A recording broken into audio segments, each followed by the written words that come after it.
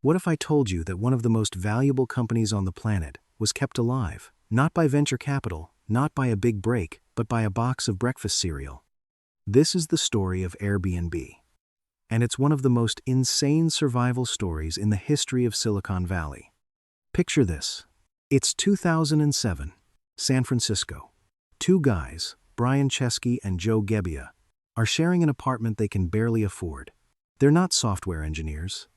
They're designers. Broke designers.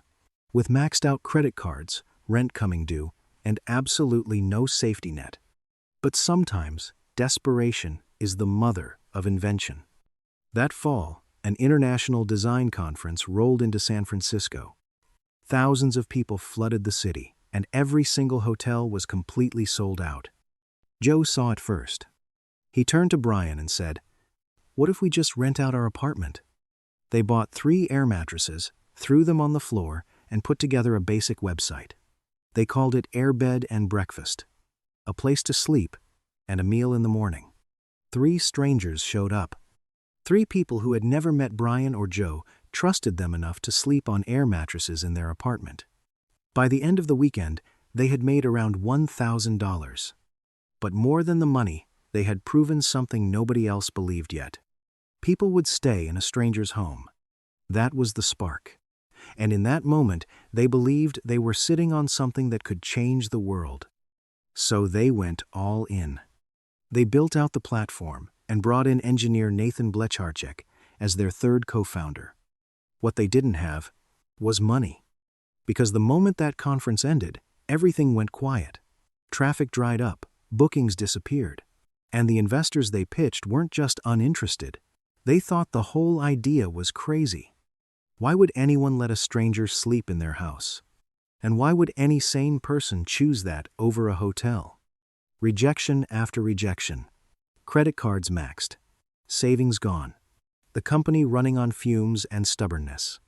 And then came the 2008 presidential election. Barack Obama versus John McCain. The whole country was gripped by it. And the 3 founders, sitting in their apartment with basically nothing, came up with one of the most creative fundraising ideas anyone had ever seen. They designed their own cereal boxes. Not kidding. 2 limited edition boxes, Obama O's and Cap'n McCain's. Political, clever, and completely absurd. They hand-assembled every box themselves, sitting around a table like it was some kind of startup arts and crafts night. They sold those boxes for $40 each. And they made nearly $30,000 from cereal. But the money wasn't even the most important part. What those cereal boxes proved was that these founders had something that can't be taught. The kind of raw resourcefulness that only shows up when your back is truly against the wall, when giving up would be the easier choice, when most people would have already walked away. Paul Graham noticed. The founder of Y Combinator, one of the most respected startup accelerators in Silicon Valley, heard about the cereal stunt and was impressed. Not just by the creativity, but by what it revealed about the people behind it. He invested $20,000 into Airbnb.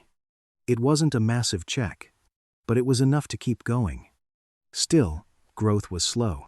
So the founders did something most startup CEOs would never do. They got on a plane to New York, their biggest market, and went door to door. What they found changed everything. The listings looked terrible. Dark photos, bad angles, homes that looked depressing instead of inviting. No wonder people weren't booking.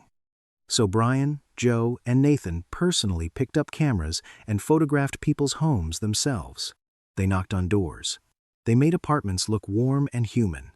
Almost immediately, bookings doubled. That was the turning point. From there, momentum built slowly. Then, all at once, more hosts joined. More travelers signed up. The platform investors had laughed at became something nobody could ignore. What started as 3 air mattresses on a living room floor in San Francisco grew into a global company operating in countries all around the world, reshaping the entire hospitality industry forever. But here's what I want you to take away from this.